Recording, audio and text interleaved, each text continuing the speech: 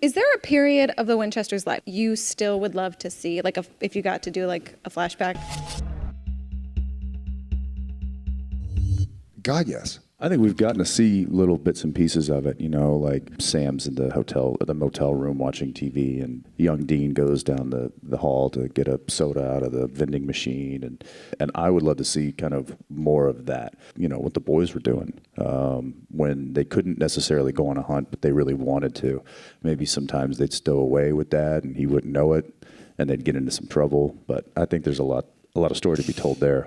Yeah, I sort of agreeing. It's funny watching a show that you're in, because you're sort of critiquing yourself as opposed to just watching the storyline. That Edmund said, like one of my favorite episodes is Death's Door, where Bobby dies.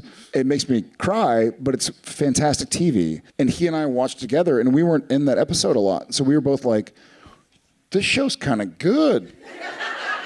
The episodes that I would love to see, it's more logistically difficult these days. Like I would love to see the month after Mary gets burnt on the ceiling. You know what I mean? So You're I'm not baby. A masochist, but I mean, I'd love to see what Sam's first word was. I feel like, yeah, how big his poops were.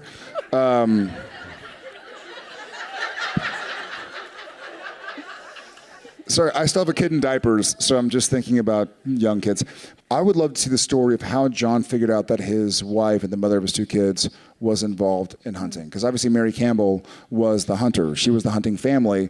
And we know, with Mitch and the gang, that the Campbells were the hunters, and we know John became a hunter, but I don't know how that transition happened. And I'm super interested as a fan of the story to see how that went down. How John made the phone call. Hey, your daughter died on the ceiling the other day. We're going to have a funeral, but the house burned down. Which I guess would be a weird phone call. Yeah, I'd love to see that transition. It'd be a weird phone call.